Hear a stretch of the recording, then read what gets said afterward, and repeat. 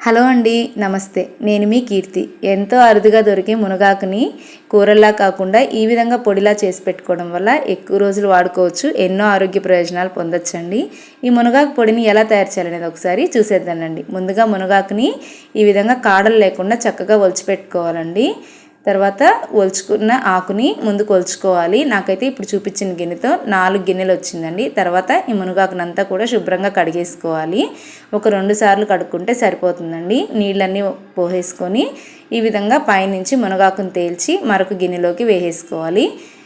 2 సార్లు ఈ విధంగా శుభ్రంగా కడిగేసిన తర్వాత మనము ఏ గిన్నెతో అయితే మునగాకు 4 గిన్నెలు కొలుచుకున్నాం కదండి, అదే గిన్నెతో ఒక గిన్నె కరివేపాకు తీసుకొని అది కూడా శుభ్రంగా కడిగేసుకొని ఈ మునగాకుని కరివేపాకుని చక్కగా ఒక పొడిగుడ్డ తీసుకొని కాటన్ క్లాత్ ఈ విధంగా ఆరపెట్టేసుకోవాలండి. మనం పొడి చేసుకునే టైంకి తడి ఏమీ ఉండకూడదు.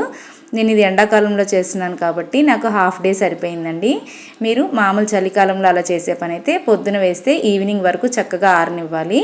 నేనైతే ఇక్కడ ఈ మునగాకు పొడిని 2 విధాలుగా కొట్టి చూపిస్తానండి. అందుకని మునగాకుని 2 సగాలుగా చేసుకున్నాను. కరివేపాకు కూడా అదే విధంగా 2 సగాలుగా చేసుకున్నాను. ఇప్పుడు మొదటి సగం కోసము ముందు ఒక 2 టేబుల్ స్పూన్ల నూనె వేసుకోవాలండి. తర్వాత ఈ మునగాకును కూడా మనము చక్కగా వేపుకోవాలి. మునగాకు పొడి చేసే మొత్తం ప్రాసెస్లో మనం మంట అయితే మీడియం ఫ్లేమ్లో లేదా లో ఫ్లేమ్లో పెట్టే చేసుకోవాలండి. ఈ మునగాకుని మనము క్రిస్పీగా అయ్యేంత వరకు చేత్తో అలా నలిపామంటే పొడి పొడిగా అయిపోవాలండి. అంతసేపు వేపుకోవాలి. మనకు ఒక 10-15 నిమిషాల పాటు వేపుకున్న తర్వాత మునగాకు కూడా గరిటెతో కలిపెడుతూ ఉంటే గలగలా అని సౌండ్ వచ్చేస్తుందండి. ఆ టైంకి మనకు ఈ మునగాకు అంతా కూడా వేగిపోయినట్లు అర్థమైపోతుంది. ఇది నూనె లేకుండా కూడా వేయించుకున్నా కూడా చక్కగా వేగుతుందండి. నేనైతే రుచి కోసం ఒక 2 టేబుల్ స్పూన్ల నూనె వేసుకున్నాను. నాకైతే మునగాకు ఈ టైంకి చక్కగా వేగిపోయిందండి. మునగాకు కరివేపాకు 2 విడివిడిగా వేపుకోవాలి. ఎందుకంటే మునగాకు చాలా చిన్న ఆకులు కదండి, 2 కలిపి వేగితే కరివేపాకు సరిగా వేగదు. తర్వాత ఈ విధంగా మునగాకుని ఒక గిన్నెలోకి తీసేసుకొని పక్కన పెట్టేసుకోవాలి. తర్వాత మరొక టేబుల్ స్పూన్ ఆయిల్ వేసేసి మనము కరివేపాకు కూడా ఇదే విధంగా క్రిస్పీగా అయ్యేంత వరకు వేపుకోవాలండి. ఇవంతా కూడా లో ఫ్లేమ్ లేదా మీడియం ఫ్లేమ్లో పెట్టుకొనే చేసుకోవాలి. చూడండి, కరివేపాకు కూడా చక్కగా వేగిపోయింది. ఇది కూడా మరొక గిన్నెలోకి తీసి పక్కన పెట్టేసుకోవాలి. తర్వాత ఒకసారి చూడండి, చేత్తో నలిపి చూస్తే ఈ విధంగా పొడి పొడిగా అయిపోవాలి. మునగాకు కానీ కరివేపాకు కానీ 2 ఈ విధంగా క్రిస్పీగా అయిపోవాలి. తర్వాత మనం పోపు కోసము మరొక 2 టేబుల్ స్పూన్ల నూనె వేసుకొని ఇందులోనే 1 టేబుల్ స్పూన్ ధనియాలు, 1 టేబుల్ స్పూన్ జీలకర్ర కొంచెం అలా వేగిన తర్వాత ఇందులోనే ఒక 2 టేబుల్ స్పూన్ల మినపప్పు, ఒక 2 టేబుల్ స్పూన్ల పచ్చిశనగపప్పు వేసుకోవాలండి. ఇవి కూడా ఒక్కసారి అలాగా కదుపుతూ వేపుకోవాలి.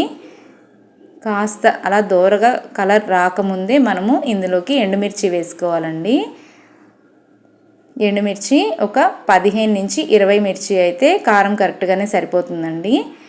ఇవైతే చాలా చిన్న కాయలు నాకు ఉన్న మిరపకాయలు, అందుకనేసి నేను ఒక 15 కాయల దాకా వేసుకున్నాను. పిల్లలు తినేవాళ్ళు ఉంటే కొంచెం కారం చూసి అడ్జస్ట్ చేసుకొని వేసుకోండి. ఇందులోనే ఒక 4 వెల్లుల్లి వేసుకున్నానండి. ఈ వెల్లుల్లి కాస్త పెద్దవిగా ఉన్నాయి. ఒక 8 వెల్లుల్లిపాయలు వేసుకున్నా పర్లేదు. ఇందులోనే ఒక గోలీ అంతా చింతపండు కూడా వేసుకొని ఈ విధంగా మెత్తగా మిక్సీకి పట్టుకోవాలి. చింతపండు వేయడం అయితే వీడియోలో స్కిప్ అయిందండి. ఇందులోనే రుచికి సరిపడా ఉప్పు కూడా వేసేసుకొని ఈ పొడంతా మెత్తగా పట్టేసుకోవాలి. తర్వాత ఈ పొడిలోనే మనం ఆల్రెడీ వేపుకున్నాం కదండి, మునగాకు కరివేపాకు 2 కూడా వేసేసి చక్కగా ఇలా మిక్సీ పట్టేసుకోవాలండి. ఇంతేనండి, ఒక రకము మునగాకు పొడి అయితే రెడీ అయిపోయింది. మరొక సగం మునగాకు ఎత్తిపెట్టాను కదండి, అది కూడా పొడి చేసి చూపించేస్తాను. అది కూడా ఇదే విధంగా క్రిస్పీగా అయ్యేంత వరకు వేపుకోవాలండి. ఈసారి అయితే నేను ఆయిల్ చాలా తక్కువ వేసాను. ఆయిల్ వేయకున్నా కూడా చక్కగా ఆకు అనేది క్రిస్పీగా వచ్చేస్తుందండి. ఒక 10-15 నిమిషాలు వేపుకున్నామంటే మునగాకు కరివేపాకు 2 కూడా వేపేసుకొని ఒక గిన్నెలో చల్లారేంత వరకు పక్కన పెట్టేసుకోవాలి. చూడండి, ఆయిల్ లేకుండా కూడా చక్కగా పొడి పొడిగా అయిపోయింది. తర్వాత ఒక 2 టేబుల్ స్పూన్ల నూనె వేసేసుకొని 1 టేబుల్ స్పూన్ జీలకర్ర, 1 టేబుల్ స్పూన్ ధనియాలు వేసి చక్కగా వేపేసుకోవాలండి. మిర్చి కూడా ఒక 15-20 వరకు వేసుకుంటే సరిపోతుంది నేను తీసుకున్న గిన్నె కొలతకి. తర్వాత ఇవి కూడా కొంచెం గలగల వచ్చేస్తుందండి సౌండ్. ఆ తర్వాత మనము ఒక చిన్న గోలి అంత చింతపండు కూడా వేసేసుకొని మరొకసారి 1 నిమిషం పాటు వేపుకోవాలి. తర్వాత అవన్నీ ఒక గిన్నెలోకి తీసి పక్కన పెట్టేసుకోవాలి. తర్వాత మనం టీ తాగుతాం కదండి, ఆ గ్లాస్కి పల్లీలు వేసుకోవాలి. ఇందులో మనము మినపప్పు పచ్చి శనగపప్పు వేయకుండా పల్లీలు వేసి చేస్తున్నామండి. ఈ పల్లీలన్నీ కూడా మీడియం ఫ్లేమ్లో పెట్టుకొని దోరగా వేయించుకొని ముందు మనం తీసి పెట్టుకున్న మిర్చి అంతా కూడా ఈ విధంగా మిక్సీలో వేసేసి మెత్తగా పొడిలాగా చేసేసుకోవాలి. తర్వాత మనము పల్లీలు వేయించుకున్నాం కదండి, అవి కూడా వేసేసి మిక్సీలో మెత్తగా పొడి చేసేసుకోవాలి. నేనైతే ఇవంతా కూడా ముందు చిన్న మిక్సీ జార్లో వేసుకున్నాను. తర్వాత ఈ పొడి అంతా కూడా పెద్ద మిక్సీ జార్కి మార్చుకొని తర్వాత ఇందులోనే ఆకంతా కూడా కలిపి వేసేసానండి. రెండు చాలా డిఫరెంట్ టేస్ట్గా ఉంటాయండి. మీకు తప్పకుండా ఒకసారి మునగాకు దొరికినప్పుడు ఈ విధంగా ట్రై చేయండి. చివరిగా 4 వెల్లుల్లిపాయలు వేసేసి ఈ విధంగా పొడి కొట్టేసుకోవడమేనండి. ఎంతో సులభంగా ఈ మునగాకు పొడిని చేసుకోవచ్చు కదా. మీరు కూడా ఈ రెసిపీని తప్పకుండా ట్రై చేయండి. మీకు ఈ రెసిపీ నచ్చినట్లయితే మీ ఫ్రెండ్స్కి ఫ్యామిలీకి కూడా షేర్ చేయండి. వీడియో నచ్చితే లైక్ చేయండి. ఛానల్ని కూడా సబ్స్క్రైబ్ చేసుకోండి. Thank you.